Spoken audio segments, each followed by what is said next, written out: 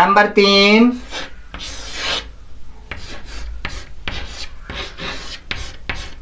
रोला। यहां पर क्या है, प्रत्येक चरण में मात्राओं की संख्या कितनी होती है? 24।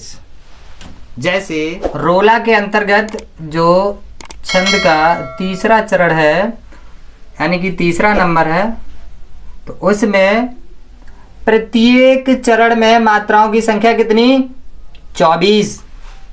जैसे नित नब लीला ललित ठान, गोकुल अजिर में रमत राधिका संग रास रस, रंग रुचिर में। यहाँ पर इसमें देखिए बीच में कहीं पर कॉमा या विराम नहीं आया है, जिसके लिए छंद के अंतर्गत प्रयोग किया गया है यति। यहाँ पर यति नहीं है, यत मीन्स विराम। तो रोला के अंतर्गत जो यत है वो 11 और 13 मात्राओं के बाद, या तो हम 11 के बाद लगा सकते हैं यति, या हम 13 के बाद यति लगा सकते हैं। ठीक है, हम मात्राओं को गिनते हैं, देखते हैं कि इसके प्रत्येक चरण में 24 मात्राएं होती हैं या नहीं। यदि होती हैं तो ठीक है, 1 और 1 ये, इसमें 1, 2 2, यहाँ पर 1 ये 1, इसमें 2 और 1, इसमें 2 2 और 1, यहाँ पर 1 1 1, और यहाँ पर बताओ यहाँ पर कितनी होगी? 2, क्योंकि यहाँ पर अनुस्वार लगा हुआ है। 2, यहाँ पर 1 1 1 ये, 2 और 1 2 2 1 2 1 1 1 2 1 1 1 1 2।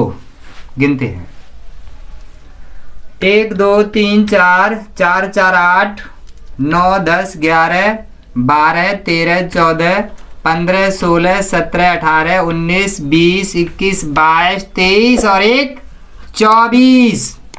कितनी संख्या निकली? 24। इसमें देखते हैं, 1 2 3 4 5 6 7 8 9 10 11 12 13 14 15 16 17 18 19 20 21 22 23 और 1 24। यानी कि जो कहा गया था परिभाषा में, उदाहरण ने सिद्ध कर दिया, अर्थात यहाँ पर रोला ही है। तो क्या है, एग्जाम में आपका किस तरह आएगा, या तो उदाहरण पूछा जाएगा कि दोहा या दोहे का उदाहरण दीजिए या मात्राओं को गिनिए। इसी तरह रोला में पूछा जा सकता है और आपका सोरठा में भी पूछा जा सकता है। तो गिनना थोड़ा ध्यान यदि हम दें तो गिनना बहुत सरल है।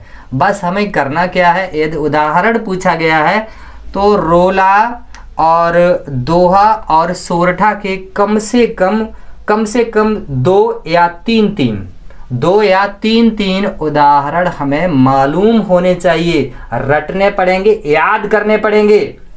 और ये कोई कठिन काम नहीं है। समझा मैंने दिया और पढ़ना आपका काम है। मात्राओं को कैसे गिनते हैं, मान लीजिए यदि पेपर में ऐसे आ गया, बताइए दिया गया छंद सोरठा है, रोला है या दोहा है, ये स्पष्ट बताइए।